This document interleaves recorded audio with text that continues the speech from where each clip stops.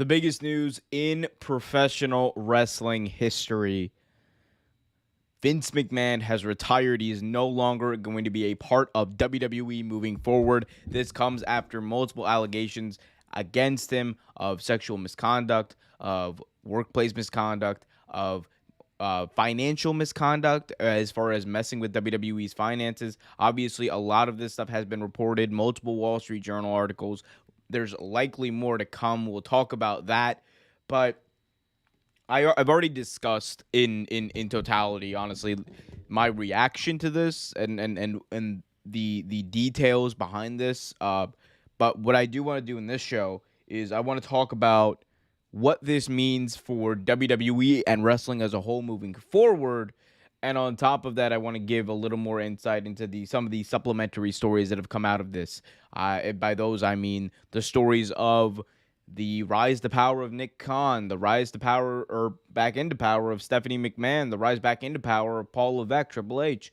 Those are also important stories. The other one, of course, coming from last night, Brock Lesnar walking away, walking out, leaving SmackDown, and then coming back in right before the main event. So we'll talk about that, guys. Be sure to put your questions in the chat. Hit that like button, subscribe, and all of that. So again, unless you've been living under a rock, Vince McMahon is done with WWE. He's retired. Word is from people within the company that it is not likely that he is going to return in any way, shape, or form. It looks like he is truly done. What that means really is he's no longer going to be at the events. He's no longer going to be the head of creative day-to-day. Does that mean that Vince McMahon will from now on have zero input into the product and have zero input into what WWE is doing? I highly doubt that. I don't think that that is going to be the case. What I do think, and I think this is important here, is that for the time being, WWE is going to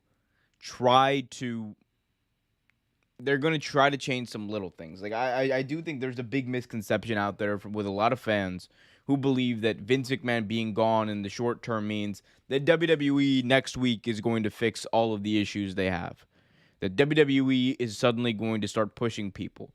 That WWE is going to immediately start being presented in a completely different light. That WWE is going to change the way they view wrestling or sports entertainment, whatever you want to call it. That's not the case. The reality is the people that are taking over are Vince's family. They're people like Paul Levesque, his son-in-law. Is Paul Levesque's vision of WWE different than Vince McMahon's? Absolutely. But it's still ingrained into the McMahon ideology of the way sports entertainment is supposed to be presented. The company's gonna be run in part by Stephanie McMahon, who all she ever has known is WWE. That's it. She's only known the way her father's done it, and the closeness and the relationship that he has with both of them, including the relationship that he had with Nick Khan, which was apparently very close. I doubt that they're going to change things. There is a sense coming from one report that out of, quote, respect for Vince, they are going to try to keep some of the things that they might not even agree with. They're going to try to keep that sustainable stuff that he would do. Things like, the cameras and keeping Kevin Dunn around. Like a lot of people want Kevin Dunn gone, including myself. I think Kevin Dunn has kind of, especially over the past 10 years, has really lost a lot of credibility with wrestling fans because WWE, by the way, I know one of the biggest qualms that we have about the way the product is presented is through the way that, oh man, I'm sorry.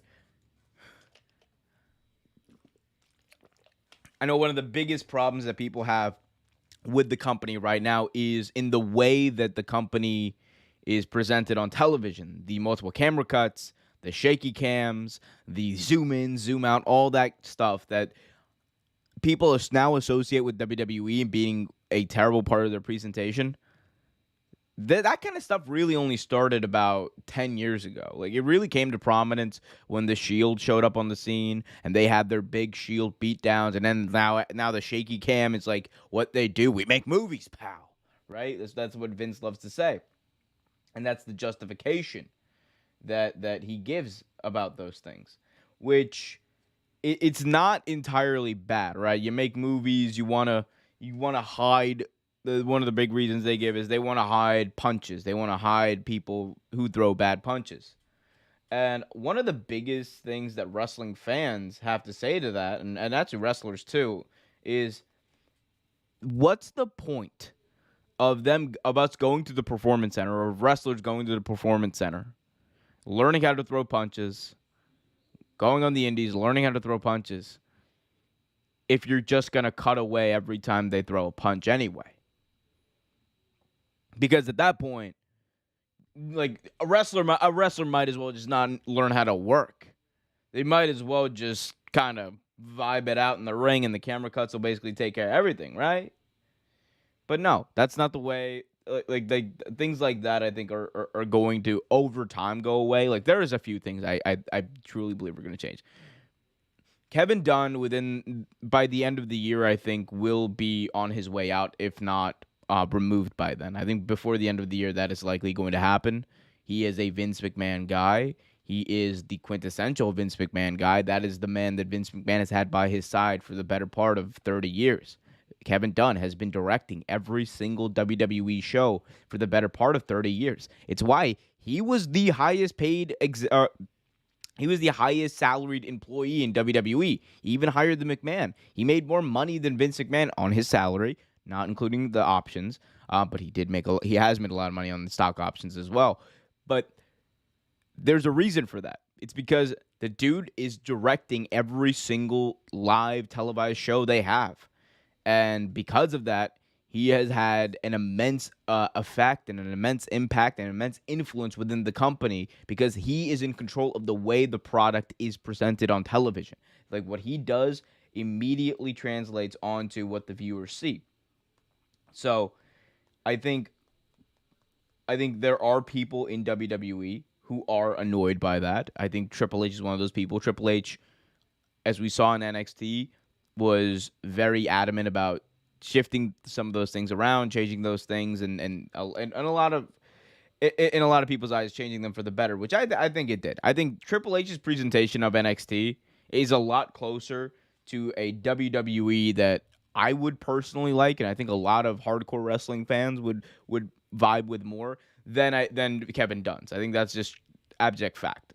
Like, there's less camera cuts, there's time to breathe, there's no shaky cam, there's none of that crap. So I think over time, that is going to be one of the biggest things we see. I see Surf Wrestling is in the chat. What's up, Surf Wrestling? Guys, by the way, if you're just joining us, be sure to hit that like button, subscribe, hit that notification bell, put your questions in the chat. Let's talk about this. It's the biggest news in the history of wrestling. Like the only thing, I said this last night, the only thing that comes close to this is the purchase of WCW by WWE, but this is bigger. Surf Wrestling says, I'm not watching WWE again until Bruce gets fired from everything in WWE. Yeah. And I think like that speaks to something too here that I was going to get to. If anyone is looking for evidence that WWE is not going to change overnight, look at last night's SmackDown. Vince announced that he was going to retire at 4 p.m. on Friday, right? Actually, before I talk about the whole Bruce Pritchard thing, that's an important point, Surf. By the way, guys, put your questions in the chat as well. Before I get to that, I do want to talk about the timeline of the things that led up to all of this yesterday. So yesterday at about, I believe, like 9 or 10 a.m., that we got word that Paul Levesque, Triple H, was back into his role as the EVP of Talent Relations. That was the spot that was previously held by John Laurinaitis. Now, John Laurinaitis, of course, was implicated in those accusations in the first Wall Street Journal article about Vince McMahon and himself, and they were apparently both, it seemed, having an affair with this employee, and the quote from the article was that she was, quote, tossed around like a toy, unquote. So But he was implicated. He was put on leave, and now, after yesterday's news, it seems that WWE is officially done with John Laurinaitis. That's apparently a report from Fightful as well. So they're done with John Laurinaitis. Triple H gets back in yesterday morning. People were talking about that. Oh, it's a big story. Triple H is kind of back into the fold. We didn't know if this had something to do with the fact that they needed someone to fill that role, and Triple H, who was previously EVP of Talent Relations, was an easy fit for that. But then at about 4 p.m., we got a tweet from Brian Alvarez, who stated that Brock Lesnar had left SmackDown. Now, this was, I believe, again, might have the timeline wrong here, but I'm pretty sure I don't. But this was right before, I should say, the news of Vince McMahon's retirement came out. So we hear that Brock Lesnar's left SmackDown. People are left wondering kind of why. And then almost immediately after that, Vince McMahon's Twitter account tweets out that he is, in fact, retiring from WWE. So that's what happened then. And then fast forward a little bit to Friday Night SmackDown. Stephanie McMahon opens up SmackDown at 8 p.m., leading the crowd in a thank you Vince chant that... Not touching that one, kids. Not touching that one. It was very tone deaf. Like, it didn't come across good to me. It didn't come across good to, I think, a lot of people who were watching. I'm sure there were some people who were just, some people defending Vince still to this day, hitting them with a thank you, Vince. And here's my thing, right? I understand for fans, it can be complicated. I truly do. I truly do understand. It's hard to reconcile with people that you see on TV, people that you may have grown up idolizing. It's hard to reconcile people that you're so used to seeing on TV in a comical, funny, or entertaining light, and reconcile some of the terrible things they've done. I remember one of my favorite wrestlers. The reason why I'm into pro wrestling is Chris Benoit. And I'm not trying to compare these two situations at all. They're like, I don't want to. That's not what I'm trying to do.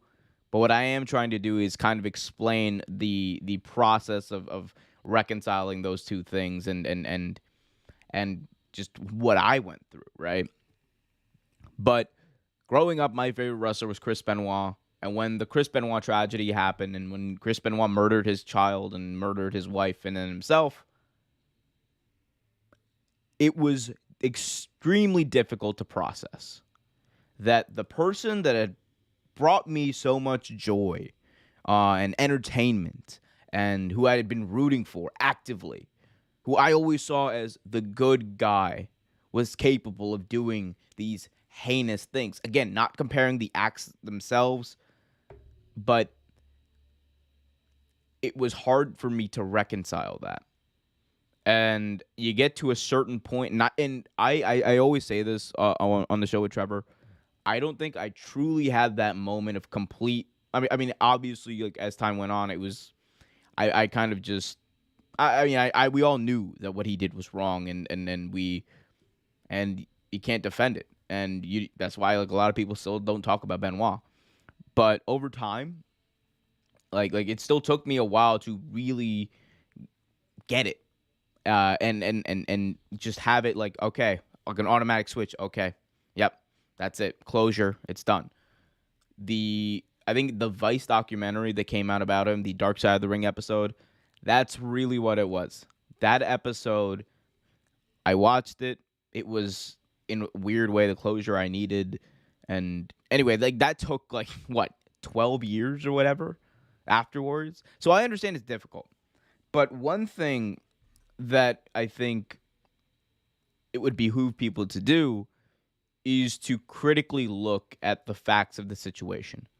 Vince McMahon is someone who has allegations against him going back over 30 years. The Rita Chatterton allegations from the 80s. You have the Royal Rumble, I believe, was it Royal Rumble 2006?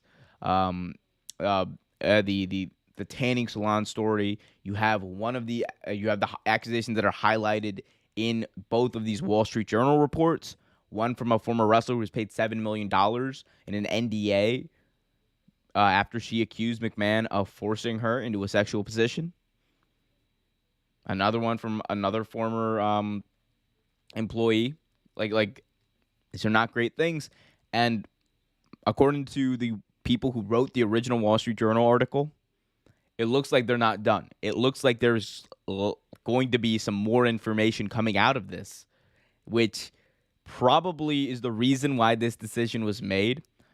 PWI is reporting that that Vince McMahon had already made this decision for basically a week. So we're in a situation where maybe he kind of knew about it, because the idea of more allegations or more reports coming forward about this, the fact that Real Sports was doing a feature on this story, the fact that this was getting more and more mainstream media attention, and it was hurting WWE's business and bottom line.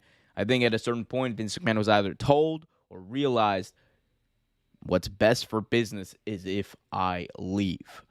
And that's not something that I ever would have thought that Vince McMahon would do. I always thought it was going to be a situation where he would die in the chair.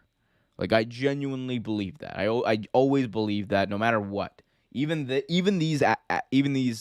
scandal and these accusations, I didn't think he was going to necessarily weather the storm.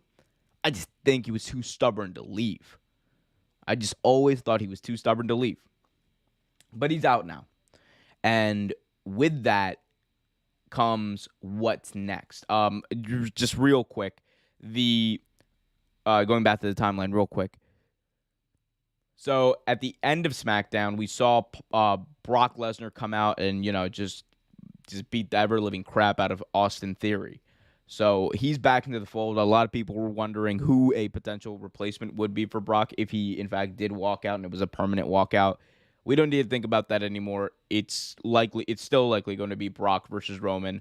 The reports are that Brock left, came back after kind of being talked to, and it looks like the biggest problem for Lesnar was that he was kind of caught off guard by all of it. He used the quote as he walked out, "If he's gone, I'm gone." And look, there are a lot of people like that with Vince McMahon. There truly are. By the way, guys, if you're just joining us, please hit that like button, subscribe, hit that notification bell, put your questions or comments in the chat. There are a lot of people who are Vince McMahon guys at the end of the day. And it's a lot of the old school guard that, like The Undertaker, right? After The Undertaker retired, there was constant questioning from fans. Hey, what's the match that Undertaker would come out of retirement for? What's the match that Undertaker would have? Hey, one more final actual match, because maybe the Boneyard match with AJ Styles wasn't really like a fitting end to his career, right? There's always been talk about that. That won't happen now. I don't think that people like The Undertaker are going to come back for one more run if Vince isn't there. I don't think that you're going to have Shawn Michaels, who, again, one of the big reasons outside of the money that Shawn Michaels came back for that Saudi show after he had retired for nearly 10 years was because of Vince McMahon, because Vince asked him to. Stone Cold, another Vince McMahon guy, another person who's part of the old guard, another person who has had a lot of history with Vince McMahon. Like, these are people who, I'm not saying Stone Cold won't ever show up on TV again. He probably will, but will he ever wrestle again? No. Is he going to get that big Saudi paycheck one more time? No. Is Shawn Michaels going to do it again? No. Is Undertaker going to do it again? Probably not. And the reason for that is because Vince isn't sitting in the chair. And I think that's going to be another thing to kind of look at. Like, who are the legends that are returning for like one more match? I think Goldberg is still like is still going to probably pop up every now and then, get that Saudi blood money and win and beat the Fiend. But on the flip side of that, we just talked about people who might not come back or might not have one more run because Vince isn't there. I think WWE with Vince McMahon now being out of the picture also opens themselves up to having more people or having other stars come over. Example, if Triple H is now the EVP of talent relations, it's also worth to note Triple H was, as well as Ed Koskey, were the two people who were helping out with creative the night on SmackDown last night. So you have those two guys. One of those guys being Triple H, who fostered a culture like no other in NXT. A culture that made it hard for people like Johnny Gargano, made it hard for people like Adam Cole to leave. Like, they didn't want to leave because they thought Triple H was always going to be there. And then when he wasn't, they could see the tide turning. They could see NXT turning into something that it just wasn't under Triple H. And what they do? They left. I think with Triple H back in power and having that influence, it's very likely that you could see people like Johnny Gargano, who, again, hasn't signed with anyone yet. It's very possible you could see him come back. It's very possible that a few years from now, Adam Cole, if Triple H is full-time running creative or even still full-time in the EVP of Talent Relations department, it's very possible that Adam Cole could come back. It's very possible Kyle O'Reilly could come back. It's very possible that a lot of people, a lot of really good wrestlers who are being underutilized in AEW, who didn't necessarily fit Vince McMahon's vision of what a pro wrestler is or what a sports entertainer is. You know, they weren't maybe 6'4", 250 pounds. They weren't under the age of 30. They weren't these prime, big sirloin beef D1 athletes. But they're great wrestlers, and they get it. And I think Triple H understands that what those guys, what a lot of those guys would mean for the WWE roster, and he's pick them up. I think he'd pick them up in a heartbeat. Again, I think these are like more so long-term things. Like to say that WWE is going to be the same thing after Vince McMahon is no longer there and no longer has say over creative is absolutely asinine. I saw that take on Twitter, and I'm not going to put that Twitter user's name out there, but man, oh man, was that a wrong take. But it is interesting. Affy James in the chat just asked a question. Affy says, do a WWE AEW crossover. So my view on that is an AEW WWE crossover. It depends on what you mean. I assume you mean a pay-per-view, like a Forbidden Door type pay-per-view between these two companies. I don't think that is going to happen. My new rule after the past year and a half of pro wrestling, actually, 3 years, ever since AEW came into prominence, ever since AEW started, my rule has been never say never in pro wrestling. Because over the past few years, we've had the rise of AEW getting a TV deal, the pandemic, we've had the return of CM Punk, people like Bryan Danielson and Adam Cole jumping ship to AEW. We've there have been so many never say never moments in pro wrestling over the past number of years that it's just hard. Impact Wrestling is still a thing. So never say never, all right? Never say never. But no, in all seriousness, going back to the WWE AEW pay-per-view, I don't think that pay-per-view is going to happen. I just think that there's going to be too many logistical problems, and I think a lot of that has to do with the way WWE views themselves as maybe too above AEW. Does that mean that you won't see WWE and AEW stars on each other's shows at a certain point? I could actually see that, and I mean it in this way.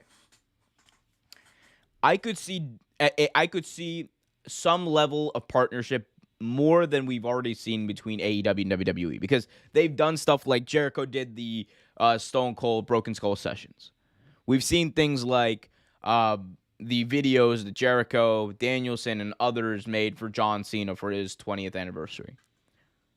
So those things are very well, like, still going to happen, and I think we're going to see expansions of that. We're going to see people in WWE, possibly in AEW documentaries, vice versa. You're going to see WWE people, maybe in some or AEW people in some WWE documentaries and things like that. I think there's going to be a little more collaboration that could help foster room for maybe someone in AEW showing up at a Royal Rumble, like Mickie James this past year. She didn't even show up as a WWE Mickie James. She came out to Hardcore Country and held out the Impact title. So, and that was with Vince. Without him, I think Hunter understands what that would mean and the potential that has for business. Like, at the end of the day, both companies are businesses trying to make money.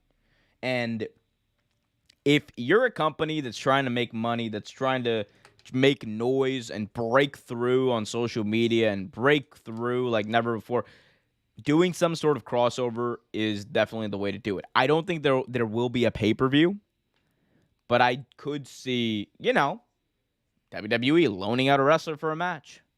And I don't think I think the most realistic scenario is you'll see maybe a WWE wrestler versus an AEW wrestler on a third-party indie show or something, or at another company show. You're not going to see that happen within the parameters of AEW, WWE, but it opens things up. Like, here's what I'll say. The chances of that compared to about 25, 26 hours ago yesterday, they went up considerably. Not enough, I mean, depends what you think. Consider it went from like negative 15% to about, a solid 10% chance that they could happen, but we don't know. The landscape of wrestling changes on the daily nowadays. And look, this is like a paradigm shift, to take a quote from John Moxley. It's a paradigm shift to the entire industry of pro wrestling / sports entertainment, wherever the hell you want to call it. But yeah, I think there's going to be a lot more collaboration. Like, Triple H was the guy, remember, who brought in Jushin Thunder Liger at the first ever NXT TakeOver in Brooklyn show. So, like, he has that ability, or sorry, that willingness, I should say, to work with other companies, to bring in outside guys, and to even put them over. Remember, Jushin Thunder Liger went over on Tyler Breeze back in 2015. So it's very well possible. I just think it's too early to say that, it's totally going to happen. I still think there's a lot to be done until we get there. But chances are higher than they were yesterday. I want to get back to something Surf Wrestling was talking about, which was, quote, "I'm not watching WWE again until Bruce Pritchard gets fired from everything in WWE." So Bruce Pritchard is the new head of creative of WWE. He was already basically supporting Vince McMahon in that role because Vince was the head of creative. He was the go-to boss, signing off on everything. Now that person becomes Bruce Pritchard as far as the creative TV is concerned. With Bruce Pritchard, you have to remember this. This is a man who has been Vince McMahon's right-hand man. He was, at least, for the better part of 20 years, and then he took off 10. Now he's come back in the past few years.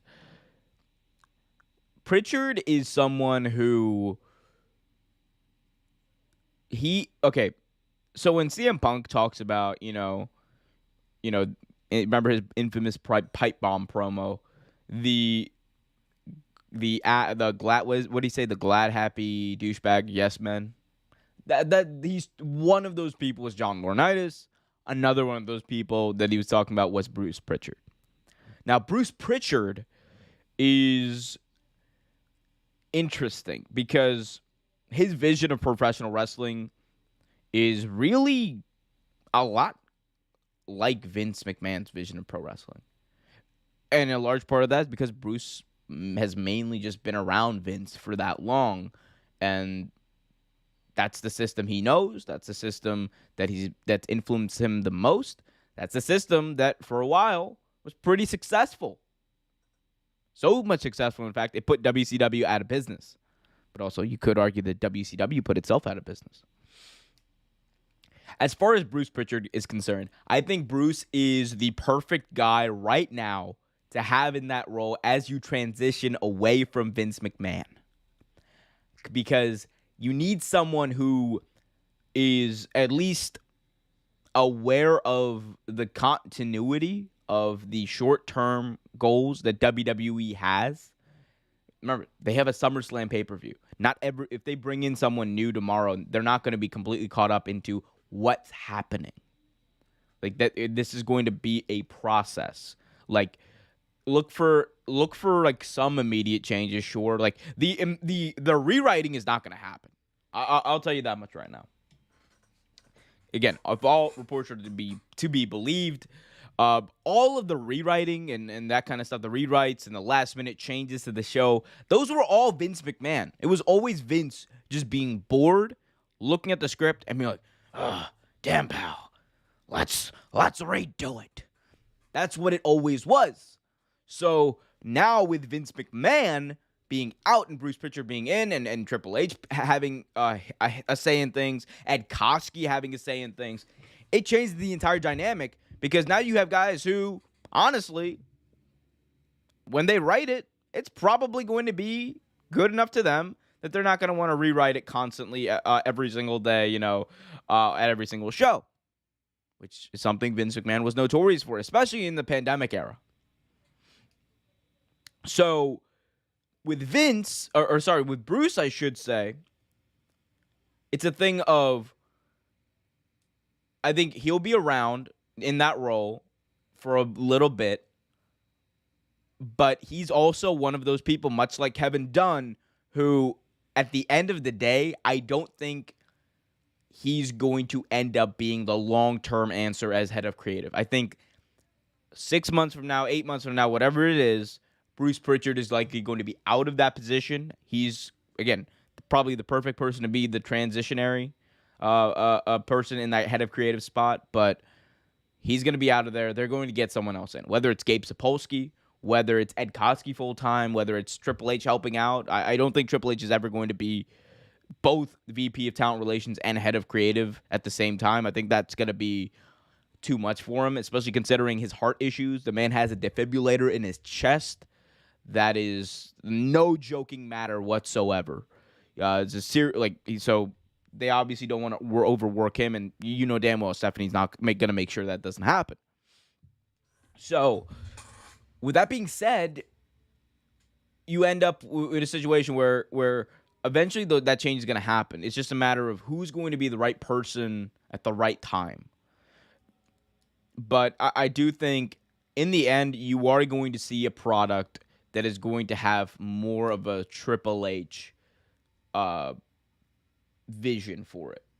Like, after Kevin Dunn is gone, again, a lot of people talk about, who might be the perfect person to replace Kevin Dunn.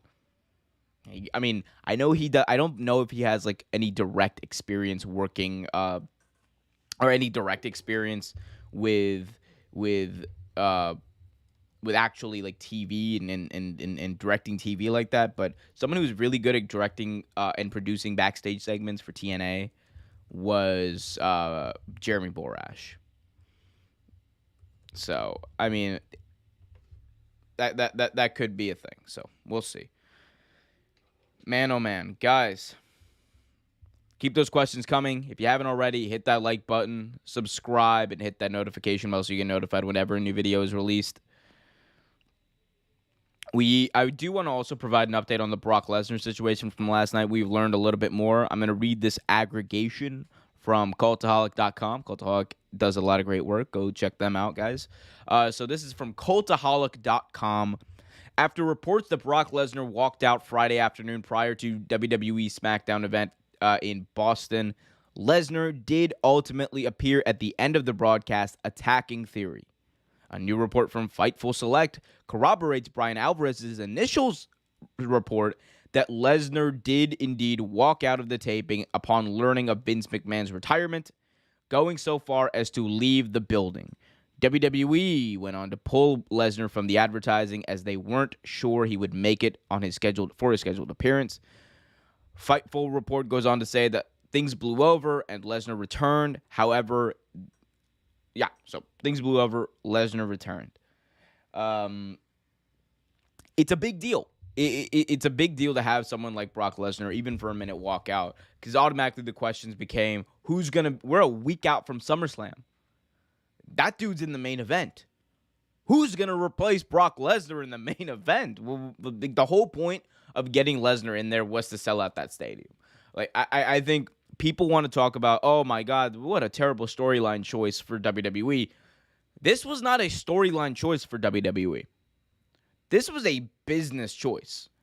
The only reason Brock Lesnar and Roman Reigns are having a rematch or having another match is because WWE knows that that's a match that can sell out a stadium or can sell tickets for a stadium show and make that and make that warranted to be a stadium show. That's the only reason Brock Lesnar was in the main event of this show. That's the only reason they're running it back. Doesn't make storyline sense. Of course it doesn't. But that's not what WWE's end goal is. WWE's end goal is to maximize their profit and sell as many tickets as possible, especially when they are running a big arena, when they're running a big stadium show. Do I agree with that 100%? No. Do I want to see Roman Reigns versus Brock Lesnar after literally this past thing? Okay, I have been a long-time proponent of this feud, right? And this is why I wasn't mad when it was revealed that Lesnar and Reigns was going to be the match at Mania this year. Why I wasn't mad was because the only juice that was left in this was that Roman's entire career, right? The one thing he's not done up until then was beat Brock Lesnar at WrestleMania. That was the big hurdle. In storyline, it made storyline sense to have Roman Reigns versus Brock Lesnar, and the end goal being Roman Reigns beats Brock Lesnar in the middle of the ring, 1, 2, 3, does the last thing that he has never done in WWE, and asserts himself as the big dog, the damn whatever, the big honcho, the Pope of Chili Town, as they would say, in WWE.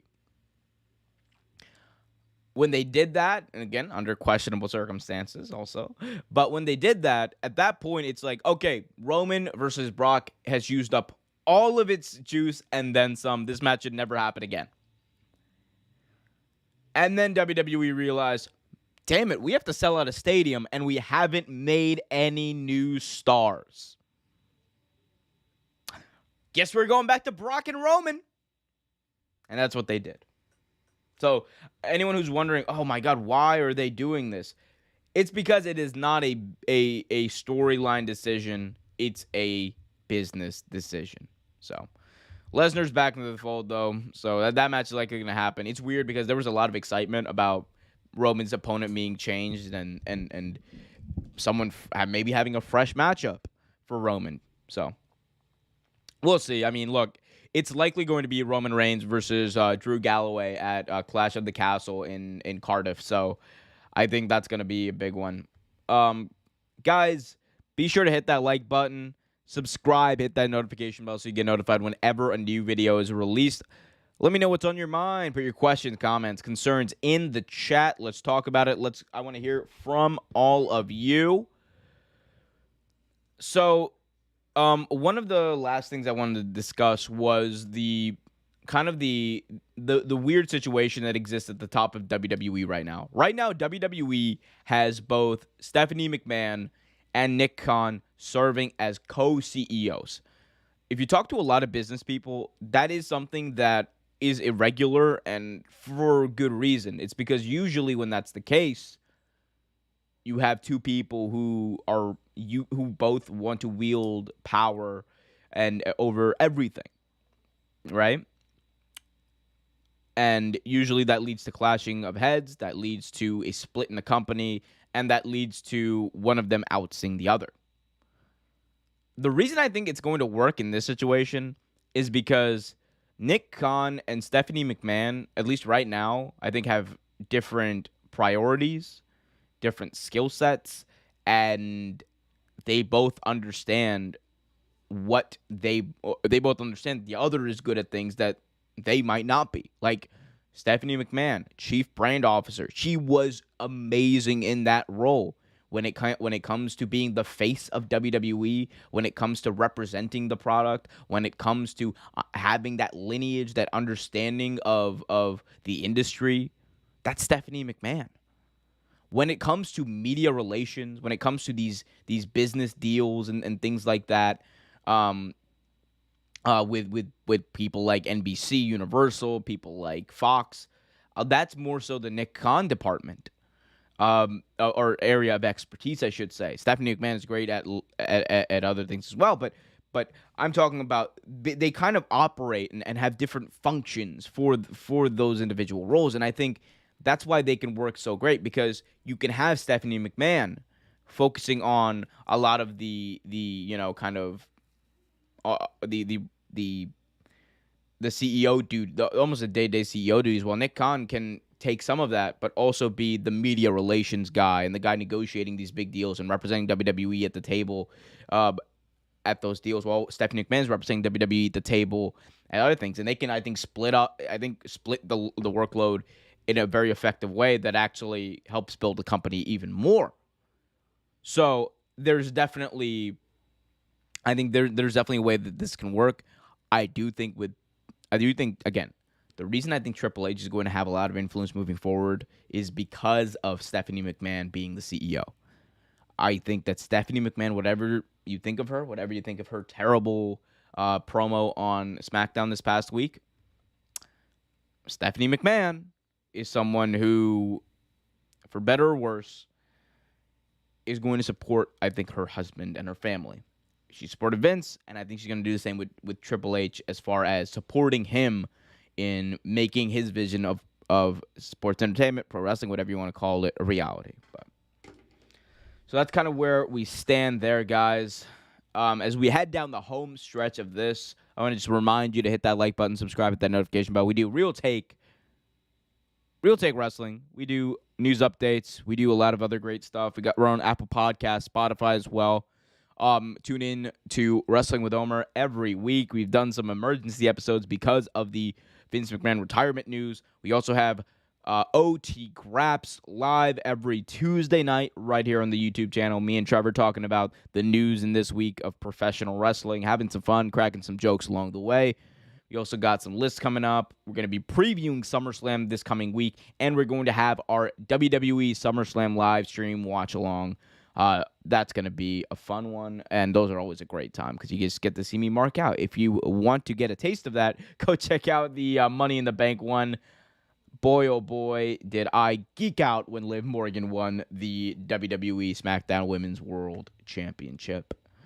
Before I head off, though, I do want to say to everyone who joined yesterday, Liam, Cincy, everyone who joined today as well, Surf Wrestling, Afi, thank you guys. You guys are always very supportive. Appreciate you guys, and anyone who's new. If you have not subscribed yet, be sure to do so. It helps build the channel, helps us grow, helps my self-esteem as well. So please subscribe, hit that like button, all that jazz. Vince McMahon retiring. Closing statement. I will say this. There are a lot of people who are going to blame outside factors for Vince McMahon's retirement. They're going to blame, they're going to blame the atmosphere that we're in today, the society we're in today, they're gonna make up a lot of stuff that and to justify the terrible things that Vince McMahon did. The reality of this situation, as ironic as it is the system didn't screw Vince. These accusations didn't screw Vince necessarily.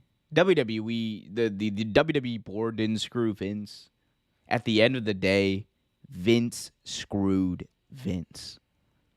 His actions, his feeling of entitlement, his lust for power, and other things are what led to him being ousted. And also destroyed his legacy on the way out, or whatever was left of it. Like Vince McMahon, people are never going to view Vince McMahon the same as they did just a few years ago. Because a few years ago, if you had asked a lot of people, with Vince McMahon, it would have been, yeah, the last few years weren't great, but it's my childhood. That's the man who's responsible for a lot of great moments. That's the man who's responsible for again, putting people out of business, but making WWE a national brand. Not necessarily professional wrestling, but WWE a national brand. Wrestling was already a national brand before. It was an international brand before Vince McMahon consolidated the entire industry. But his legacy would have been a lot more favorable just a few years ago had this never come out. Or have this never come out. But now that it has come out, and now that people know it, they see it, it's never going to be the same. He's never going to look the same. And everything that he's built, whatever we want to call it, is just always going to be associated with the terrible things he did. That's it.